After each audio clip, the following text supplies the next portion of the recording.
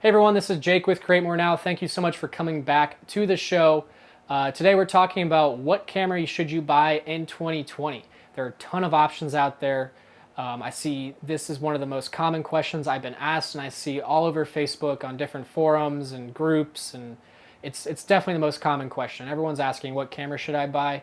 The answer is probably going to shock some of you. It might not shock all of you, but I think this is a great episode, nice and quick. And I'm going to let this episode start. Enjoy.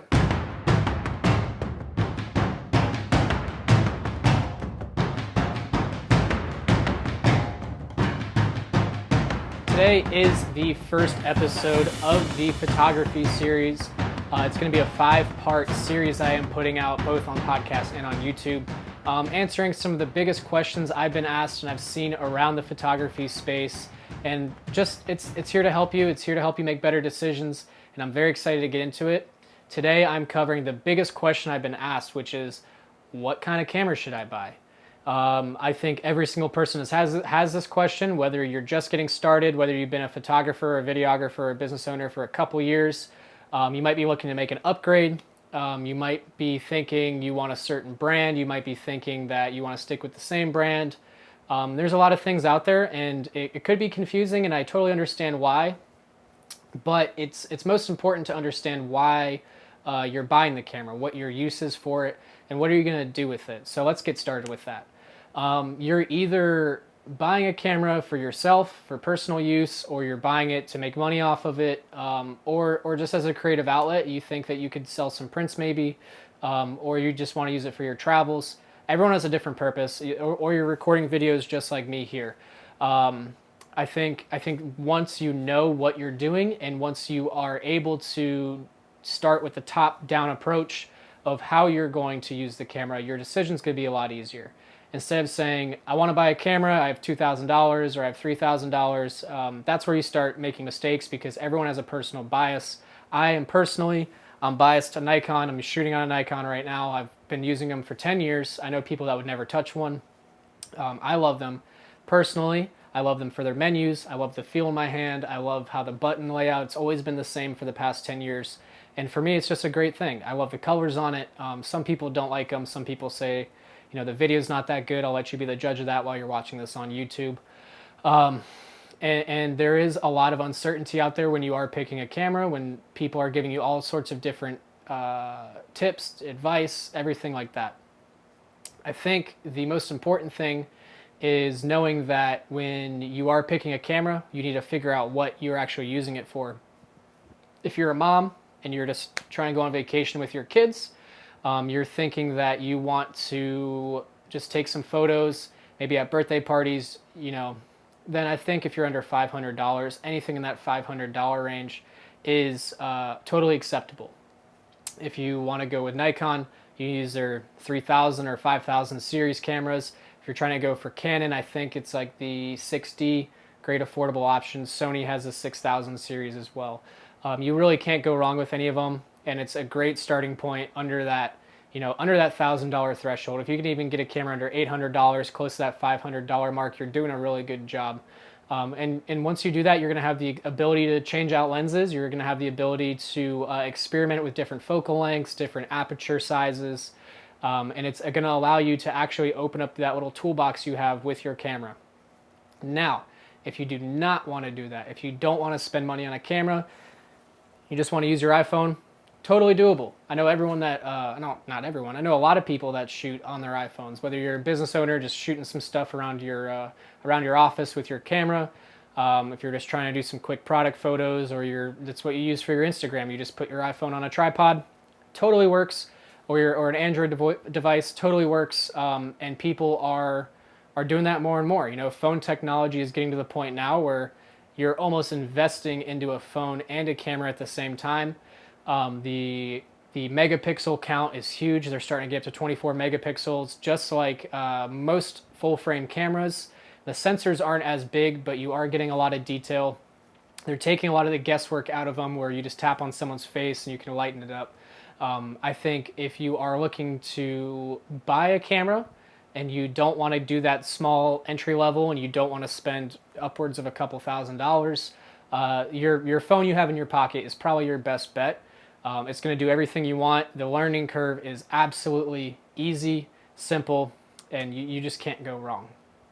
Now, if you're past the iPhone stage and you know you want to get some good quality, some good depth, some good detail in your images, this is where the questioning is really going to start for you. This is where we're really going to get in depth in this show, in this podcast. You need to figure out, what are you doing? I mean, for myself, for my use, I need to take photos for my branding clients. I need to be able to do videos for myself, just like now. And I also need to be able to shoot video for clients as well if they ever need any video work done. So my needs are going to be a little bit different than someone that's, let's say, a landscape photographer, or someone that is only trying to do fashion photography, or someone that is buying a camera just to shoot their product that they're making in their house. You know, if you're a t-shirt designer and you want a camera that you can, you know, adjust the focal length in, and that's all you need, I think you'll be okay in that prosumer kind of range. I call prosumer, which is between 1,000 to 1,500. I mean, that might be still on the little bit of the expensive side. You might be able to do get away with a used camera around $800. And there's a lot of options there. Buying used is never a problem either. I've been asked that question a lot: is, Jake, should I buy a camera used? Should I buy a camera new? That's up to you. I mean, if it's used and it has a good warranty on it from a reputable site, I would do it. I wouldn't say buy a camera off of anyone that is selling it on Facebook, unless they are a trusted person in the field. You know it's been cared for, just like a car. You know, cars can last. You know, I have a Tacoma. Tacomas can last up to 300,000 miles if you take care of them, you oil them, you change the filters out properly and all that. But if you don't, and you just run them into the ground, it's the same thing with a camera. You know, if I keep my camera indoors, stored in air conditioning, I don't dunk it underwater. I don't shoot with it willy-nilly, so I keep the shutter count low, just like you keep your miles low on a car, so you're not just driving everywhere for no reason. Look out for that. You know, does the camera have wear and tear if you're buying it used? Does it have a low shutter count, which is something you can find? You just search on the internet, type in the serial number, and a camera actually, it gets updated. It updates its shutter count wirelessly. I'm still not totally sure how they do it through the shutter count. It might be whenever there are SD cards uploaded, it tracks the shutter count through the serial number. I'm not quite sure of that, but once you can figure out the shutter count, if it's low mileage, you are set. People have always asked me what's a good shutter count to look for if you're buying a DSLR or a mirrorless camera. I would say under 150,000 clicks. You know, if you're anywhere under there, you should be in a good range. I mean, ideally you want to be around the 60 to 70,000 range, but 150 is 100% your capacity there. That'll be the last time you're gonna want to buy a used camera.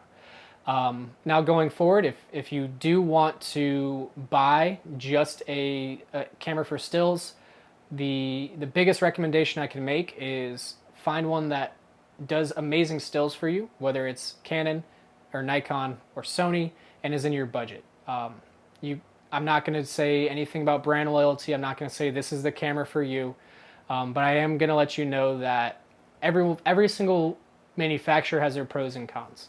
So what you're going to get with Sony, if you're wanting to get a mirrorless camera, if you're looking to get a small compact body design, that's probably going to be your best bet. Sony's been doing mirrorless, I think, now for getting close to 10 years.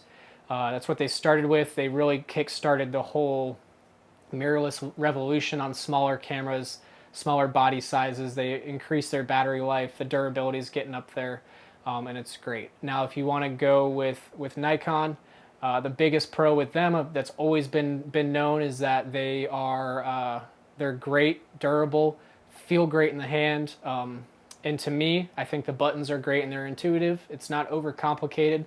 I'm a complete dummy, and I love all the Nikon cameras I've used. I've used a D3000. This is a D7000 over here, both super old. I'm currently shooting on a Z6, which is an amazing mirrorless system.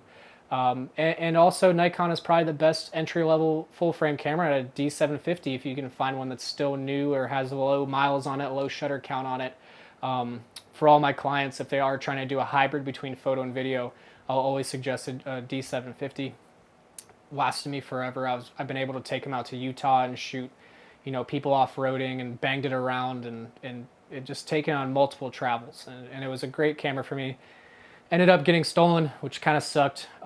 Make sure you guys get insurance when you're putting in a big investment in this, because if you don't, you're going to be $2,000 plus in the hole, and it's going to hurt. It's going to suck. Now, if you're looking to go Canon, 100%, I back your decision. People say they have the best colors. People say they have the best focusing systems, which for a mirrored camera, like a D5 or a 5D Mark IV or a 1DX, they have this thing called, I think it's called dual pixel autofocus. Correct me if I'm wrong in the comments down below.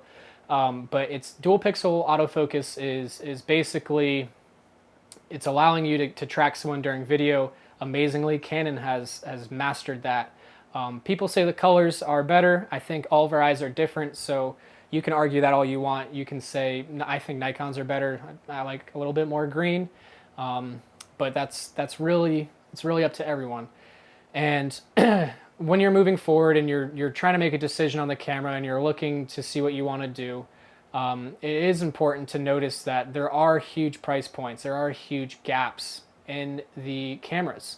You could get away with one, like I said, for $500.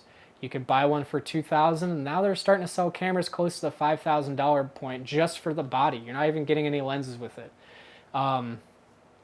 If you're spending close to $5,000 on a camera, I really hope you're making $5,000 a job on it, because you're getting to the point where you're getting these crazy recording levels. You're getting these, you're shooting in 8K.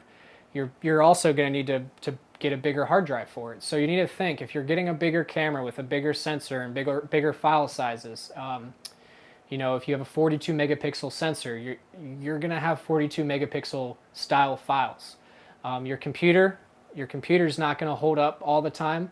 You need to make sure you have an editing machine that can back it up. You need to make sure you have storage that can back it up, because if each photo you take is, I don't know, a gig and a half to 3 gigs, your 100 gigabyte hard drive you have, that little USB stick you have, it's not going to last that long. You're going to need to start getting into the terabyte territory. You're not going to want to be storing things on your computer. There's a lot of factors that kind of go into it when it comes into getting into bigger cameras and bigger storage and bigger capacities and thresholds. It's not so much about the money you're spending on the camera. It's more so how you're going to use it. And I think that's what people get lost in a lot when they're getting into this game, when they're trying to become a photographer, or get a camera to help save them money with their business. They don't have to hire anyone. This is a great quote that I've picked up, is with every level there's a new devil. When you get into a bigger, badder camera setup, you're going to have to get a bigger, badder computer to get more storage. You're going to have to get a lens that's capable to match it, because if you have a $2,000 camera with a $200 lens, it's basically like shooting a video on a potato chip. It's no better. You need to have good optics. You need to be able to match everything up. Or if you are into outdoors or into cars, like I was talking about cars before, you can't have a Mustang engine inside a old Cadillac body, from the 50s. A brand new Mustang engine with 600 horsepower, you're going to break the frame. That's kind of what you need to understand when you're getting into the camera game, when you're getting into the content creation game, is that everything needs to line up accordingly. Now, moving forward, I think the best thing with getting a camera, with getting into content creation, is that it's a very, very level playing field now. Like I was saying before, I'm Nikon loyal, but I think some people are susceptible to doing that when they are getting into the game. They think that there are certain brands that are better than others, and that's a total lie, total lie. Each product line is going to have one or two features that's a little bit better at that point in time, 100% true, but it's not going to be like that forever. These companies are here to make money. They're here to push the envelope. They're here to improve their product and improve your customer experience in total. So if you're looking to make an upgrade and you're kind of frustrated with your system right now, but you have all the lenses and you're super familiar with the buttons and you're holding in, I would say pump the brakes on trying to get a whole new setup. I don't think that's the wise thing to do when you're looking to buy a new camera. Now, if you're trying to start from scratch, look at your options. Look at what, like I said before, what are you doing? Are you shooting only video? Are you trying to shoot huge video productions? You're going to need that 8K resolution, and you have the computer and the memory to back it up. Go for it. Get to spend that $5,000 on a camera body, get the resolution you want, and go from there. But if you're making some videos for your business, or you're trying to be a YouTuber and you just need something to start with, I think you could definitely get away with a nice budget setup. What's most important is actually the audio when you're recording video. I have another podcast on that. Go check it out. I think it's like episode 5 about audio and the importance of it. But moving forward, you really just need to sit back and analyze what you're doing. Everything's going to take photos and everything's going to take videos nowadays. It's no question about that. And the features are all going to catch up, but it's really what is right for you. If you're looking to do autofocus on video, I'll be completely honest, the older Nikon bodies are pretty bad at it.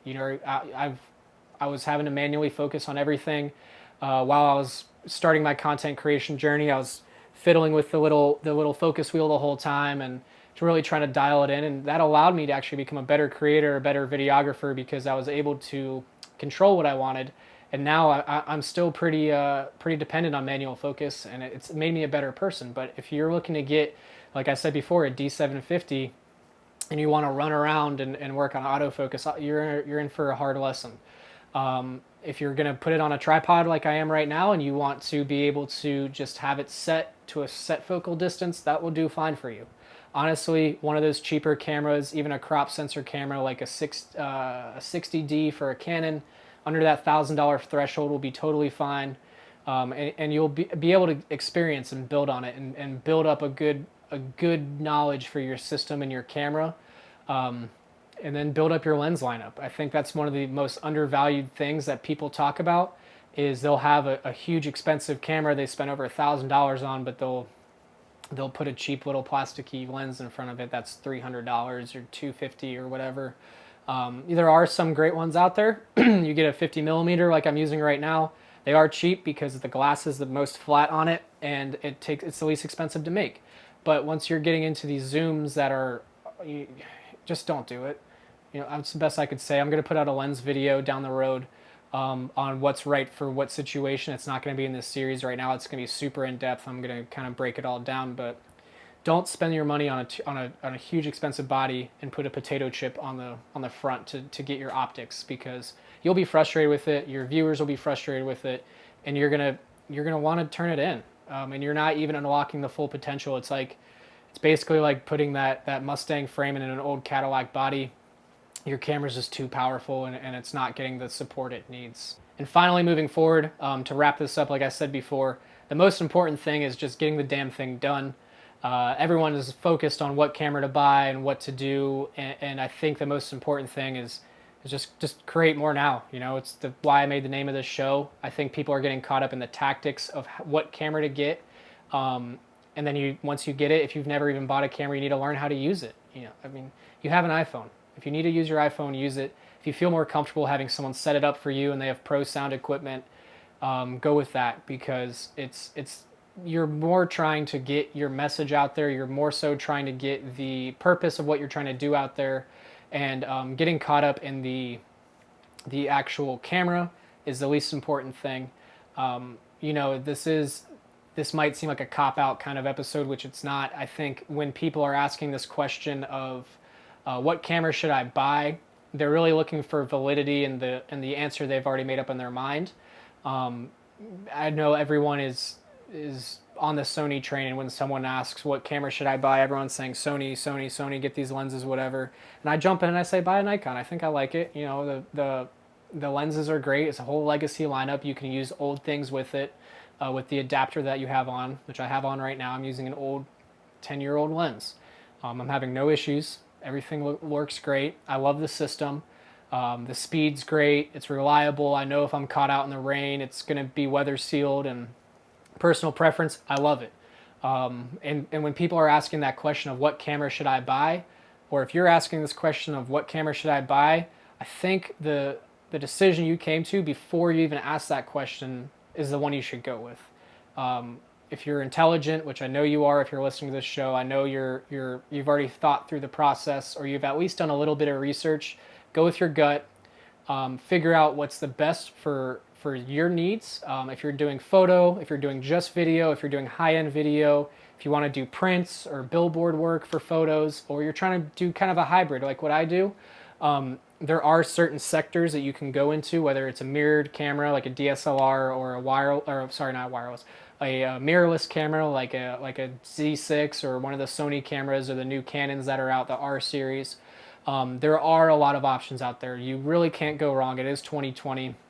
These companies are just one-upping themselves every 8 months, and every single time you turn around, there's new stuff out there. Do not get caught up in the features. Features are always going to get, equal on every level. They are all improving. Every manufacturer is trying to get the best out of their money. They're trying to give you the best experience, and they're trying to retain you as a customer. So if you are a little frustrated and you are looking to make an upgrade, I say stick with the same system. And if you are looking to get your first camera ever, I think you should do a little bit of research, ask some questions, and when you have the top 2 or 3 answers, go look at those. And if one of those was what you're thinking about before and someone validated your answer, go with that. Again, you can't pick a wrong camera these days. The best camera is really the one you want, the one you're going to use, and the one you're happy with. If it's your iPhone, be my guest. If it's a $5,000 brand new Canon R6, whatever the fuck it's called now, go with that. If you're looking to shoot that huge file size and you have the storage and the computer to handle it, go for it. Be my guest. But really the answer to this is, if you're looking to buy a camera, buy the one that's right for you. That's the best thing you can do. Whether it's video, photo, or hybrid usage, it's really the best solution. If you have more questions like this and you are interested in more ideas on how you can accelerate your brand's content, please, again, go join my Create More Now Insiders group. Just search for it on Facebook. The link's also going to be down in the show notes on the podcast or in the description on YouTube. Thank you so much, guys, for tuning in. It's a great, quick episode. This is Jake, again, with Create More Now. Have a great day.